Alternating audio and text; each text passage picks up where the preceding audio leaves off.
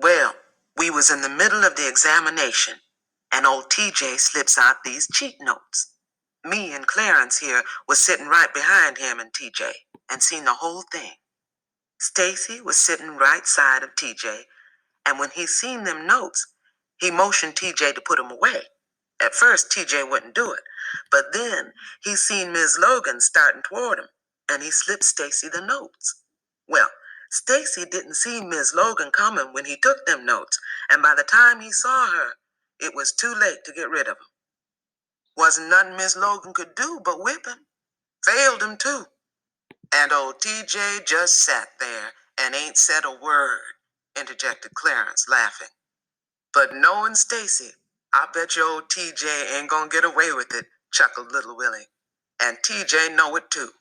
That's why he lit out of here like he done. And I bet you. Hey, Stacy! Everyone turned as Stacy bounded down the steps. His square face was unsmiling, but there was no anger in his voice when he asked quietly, "Anybody seen TJ?"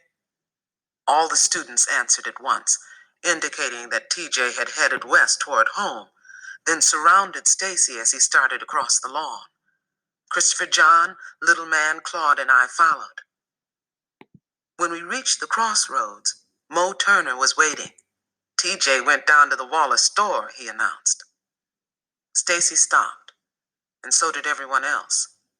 Stacy stared past Jefferson Davis, then back down the road toward Great Faith. Looking over his shoulder, he found me and ordered, "Cassie, you and Christopher John and Man go on home." "You come too," I said, afraid of where he was going. "Got something to take care of first," he said, walking away. "Mama gonna take care of you too," I hollered after him. "You know she said we wasn't to go down there, and she find out she gonna wear you out again. Papa too." But Stacy did not come back. For a moment, Little Man, Christopher John, Claude, and I stood watching Stacy and the others heading swiftly northward. Then Little Man said, "I want to see what he gonna do."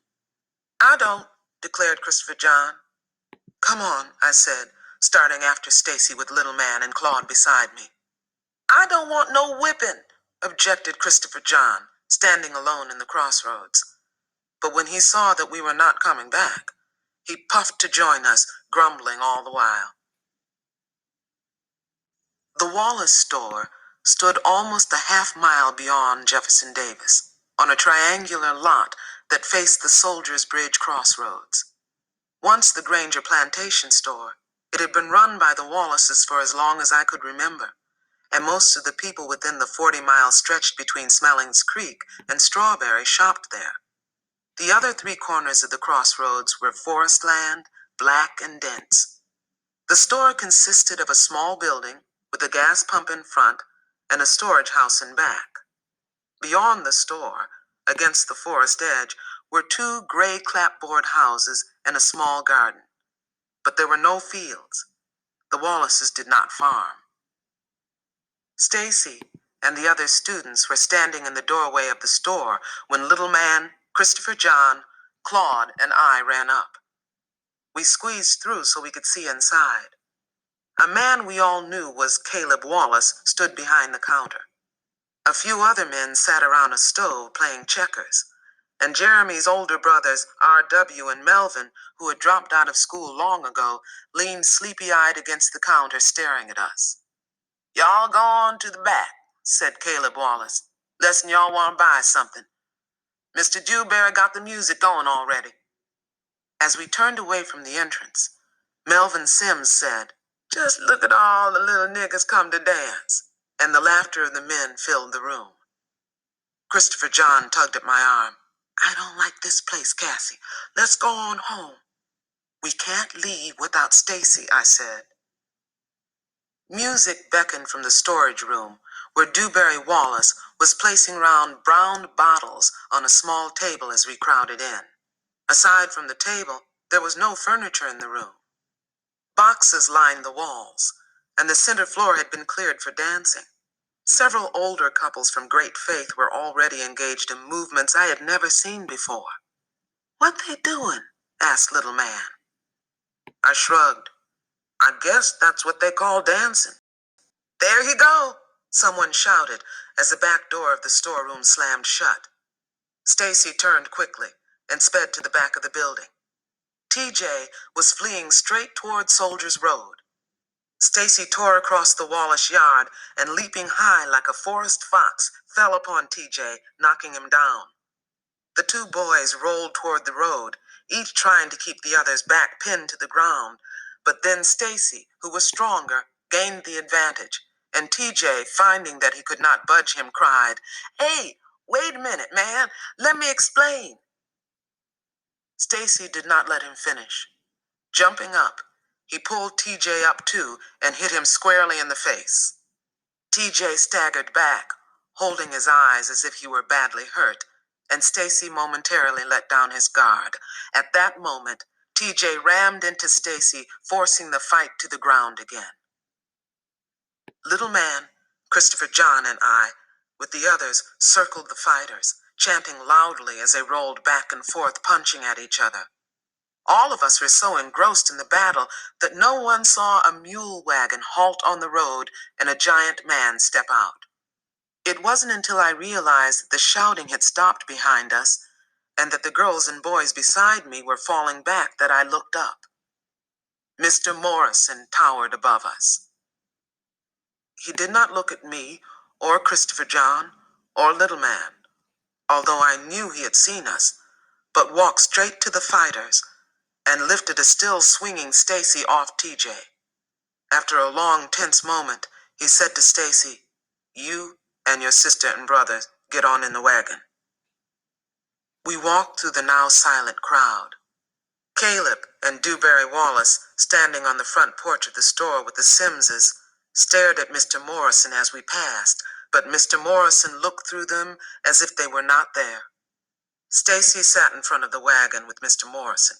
The rest of us climbed into the back. "Now we gonna get it," shuddered Christopher John.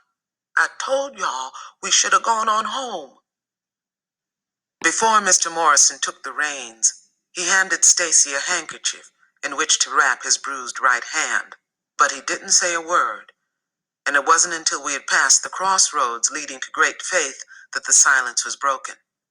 "Mr. Morrison, you gonna tell Mama?" Stacy asked huskily. Mr. Morrison was very quiet as Jack the mule clomped noisily along the dry road. "Seems I heard your mama tell y'all not to go up to that Wallace store," he said at last. Yes, sir," said Stacy, glancing nervously at Mr. Morrison. Then he blurted out, "But I had good reason." "Ain't never no reason good enough to go disobey your mama." The boys and I looked woefully at each other, and my bottom stung from the awful thought of Mama's leather strap against it.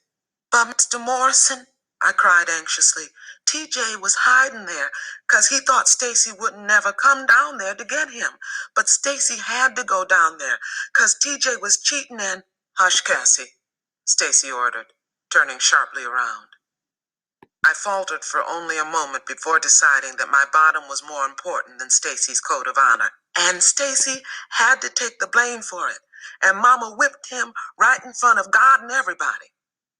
Once the truth had been disclosed, I waited with dry throat and nauseous stomach for Mr. Morrison to say something. When he did, all of us strained tensely forward. "I ain't gonna tell her," he said quietly. Christopher John sighed with relief. "Ain't going down there no more, neither," he promised. Little Man and I agreed.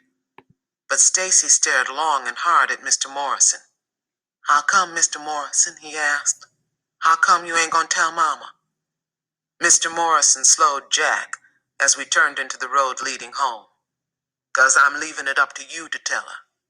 "What?" we exclaimed together. "Sometimes a person's gotta fight," he said slowly. "But that store ain't the place to be doing it. From what I hear, folks like them Wallaces got no respect at all for color folks, and they just think it's funny when we fight each other. Your mama knowed them Wallaces ain't good folks. That's why she don't want y'all down there. And y'all owe it to her and y'allselves to tell her. But I'm gonna leave it up to y'all to decide."